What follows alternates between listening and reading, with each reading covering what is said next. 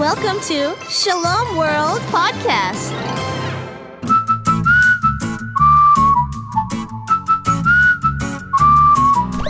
Come and play with Katie and Koco. That's the way. Get ready, let's go. Flying through the air with Koco, telling stories with Katie. You and I together, meeting my friends that help us every day. Katie and Koco, play and sing, pray and bring. You and I, we do our thing. It's Katie and Koco. Okay, Katie. You've got to tell me who your friend is before I burst into feathers! Who is he? Burst into feathers? Oh no! Should I tell him, kids? Yes! Hey, I was asking the kids, not you. Please tell me, Katie, when he plays with a cherry on top! Oh, Coco, how can I refuse with a cherry on top? Okay, I'll tell you. My friend is called Saint Juan Diego. Wow! Who's that? He was a man who lived in Mexico about 500 years ago. Oh! I love Mexican food, Katie! You're making me hungry for tacos! He hasn't changed, has he, kids? Tacos. Crunchy, soft, juicy, yummy tacos! What did Juan Diego do, Katie? He must have been super special if Mother Mary called him by his nickname. Yeah, he was pretty special. But you wouldn't guess it if you knew him while he was alive. Why not? Because he was just an ordinary man living an ordinary life. Or so people thought. What do you mean, Katie? Well, to most people, he was just plain simple Juan Diego. He grew up, he got married, he worked. Sounds pretty normal, right? Right. But God chose him for a very special role. A role that Juan Diego spent more than half his life preparing for without even knowing it. Because Juan Diego wasn't always a Christian. He grew up practicing the Aztec religion of his native people. And it wasn't till some missionary priests from Spain taught him about Jesus that he was baptized with his wife when he was 50. They were some of the first indigenous people from Mexico to become Christians. I bet he was so happy to finally get to know Jesus. Lucky the priest came to teach him.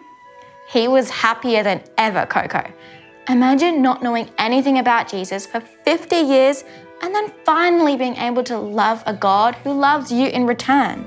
Did he get to know Mary too? Of course.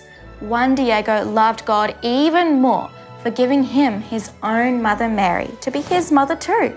And to show how much he loved God, he would walk miles and miles to learn more about his new faith and especially to go to Mass. Why did he have to walk so far? Because he lived a long way from the church, and there weren't very many churches in Mexico 500 years ago. Can you imagine having to walk for hours and hours in the hot sun just to go to Mass and then go back again? Phew! Lucky I can fly. Juan Diego only had his legs. He was happy to walk if it meant he could receive Jesus at Mass and learn more about him from the priests. Nothing could stop him on his long walks, until one day he received a very unexpected visitor. Who was it? Let's see if you can guess. The visitor didn't call out to him by saying, "Juan Diego, Juan Diego." Instead, she caught his attention by saying, "Juanito, Juanito." His nickname? Was it Mother Mary? Yep, she knew him so well, she called him like one of her own children, and she knew he would listen to her like that. Ooh. What did she tell him? 3 things. First, that she was the ever-perfect Holy Mary who has the honor to be the mother of the true God. Second, that she was also the mother of all the people in his land. And third, that she wanted him to ask the bishop for a chapel to be built in her honor on the very hill they were both standing on. Did the bishop listen to him when he asked? Well, at first, he wasn't too sure whether to believe Juan Diego. So Mary appeared to our friend a second time on the same day and told him he had failed to do what she asked. But But as you can imagine, Juan Diego was a bit disheartened after his unsuccessful visit to the bishop. So he tried to convince Mary that he wasn't the right person to ask, because he was a nobody. But do you think Mary was convinced? Probably not. Of course not. Imagine telling the Mother of God that she had made a mistake. But Mary insisted that Juan Diego was the right man for the job. So he returned to the bishop, but this time the bishop asked for a sign to make sure it was really Mary who had appeared to Juan Diego. So did Mother Mary give him a sign? Yes, but there were a few complications along the way. On the day that Mary had promised Juan Diego that she would give him a sign, it turned out that he couldn't go back to the hill to visit her because his uncle was sick and he had to stay to look after him. What? Juan Diego missed an opportunity with Jesus' own mother? Crazy, I know. And Juan Diego was so ashamed of missing her that the next day when he set out to find a priest to see his uncle, he purposely walked a different way than normal so he wouldn't pass the hill and would avoid bumping into Mary. Coconuts! I wouldn't want to bump into Mary either if I had missed an appointment with her, and especially when she had promised to give him a sign. I know, poor Juan. But do you think Mary was going to be fooled by him walking a different way? No way. My mom gets angry when I'm 10 seconds late for dinner. 10 seconds! Can you believe it? Lucky Juan wasn't trying to avoid your mother, Coco. Lucky it was the most loving and understanding of all mothers that he was dealing with. Wait, you mean Mother Mary didn't get angry with him? Lucky guy. No, Coco, she didn't get angry at him. But she did make him realize that he shouldn't have worried so much about his uncle or trying to avoid her. How did she do that without getting angry at him? Let's take a look firsthand, shall we?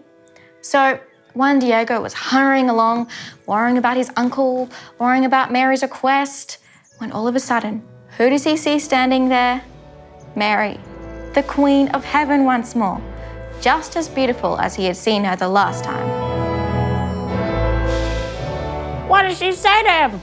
Where are you going, my son? And why did you take this way? This is it! How is one gonna get out of this one? My very beloved lady, may God keep you. How are you this morning? How was your health? Do not be irritated with what I tell you. Your servant, my uncle, is sick, and I'm going quickly to the church to get a priest to hear his confession and anoint him. After doing this, I will return to this place to obey your command. Forgive me, my lady. Be patient with me, and I will return tomorrow without fail. Where are you going, my son? And why did you take this way? Listen, my son, to what I will tell you. Do not be worried about anything, not even with illness or with harmful things. Am I not here? Am I not your mother? Are you not under my protection and care? Am I not life and health? Are you not in my lap and walk under my care? Do you need anything else? Worry no longer about your uncle, as he will not die now, and be certain that he has been cured. I wish my mom talked to me like that. I'd never worry about anything ever again. But Katie, was Juan Diego's uncle really cured from his sickness? Yes, he was, Coco. At the very moment Mary told him, his uncle was back at home, saw a great light, and he was made better in that instant. Wow! So was that the sign Mother Mary promised to give Juan to convince the bishop? Not exactly. Curing his uncle was pretty amazing, but it was nothing compared to the next miracle God worked through his mother. Really? So what was the next miracle?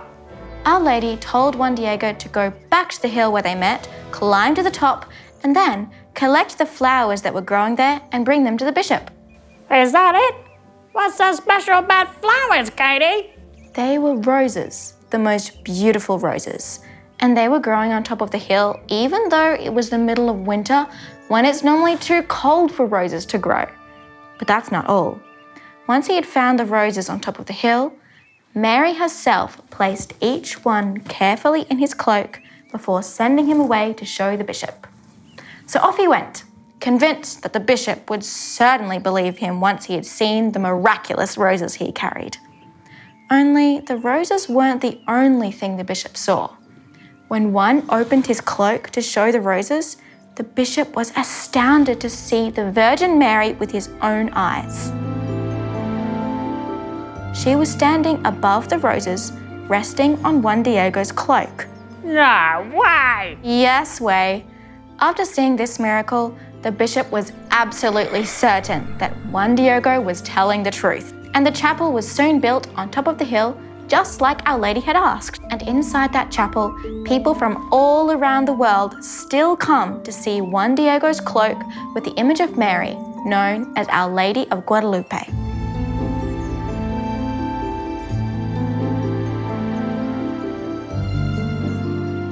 Just as she appeared to the bishop that day 500 years ago. That is amazing! You're right, Katie. God really did choose one for a special role. Lucky Mother Mary convinced him that he really was the right man for the job. But what happened to Juan after that? He didn't live for much longer after that. But while he was still alive, he told as many people as he could about what happened. Not to boast, but to let everyone know that Mary is truly the mother of us all, no matter how simple you are or where you come from. I'm glad God gave us Mary to be our mother too. So am I, and so was Saint Juan Diego. Let's ask him to pray for us. Dear Saint Juan Diego, thank you for listening to our Blessed Mother Mary and reminding so many people that we are her children and that she loves us. Help us not to be worried and to trust that Mary will always be there to take care of us, because God asked her to.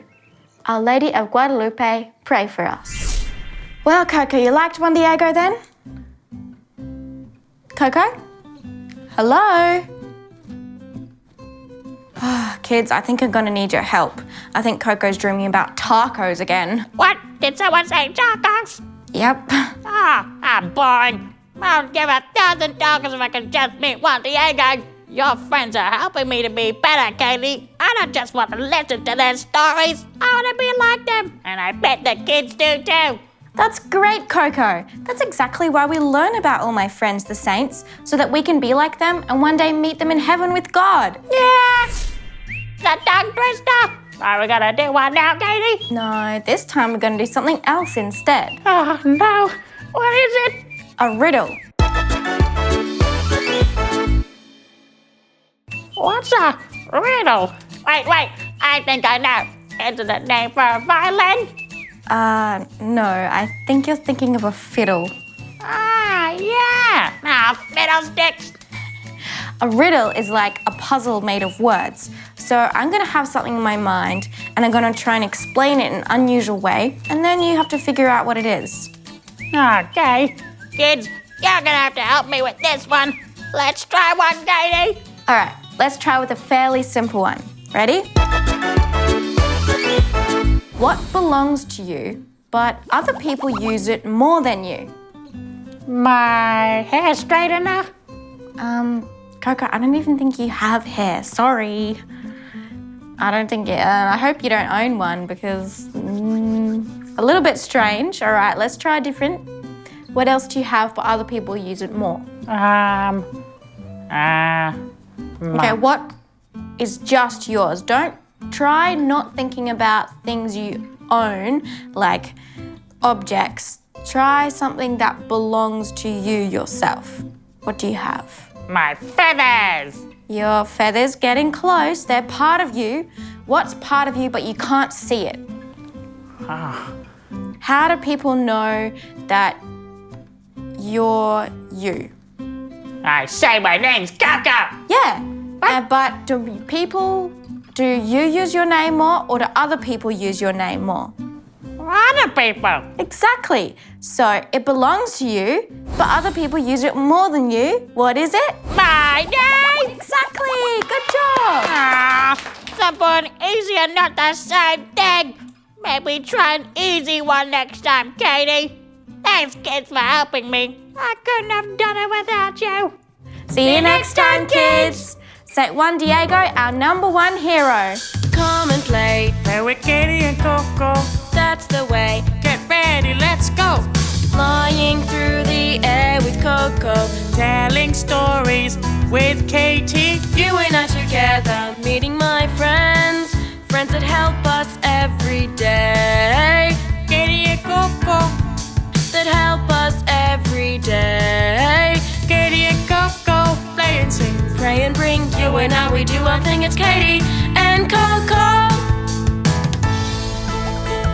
Shalom World Podcast is now available on all online platforms, including Apple Podcasts, Spotify, Amazon Music, and others.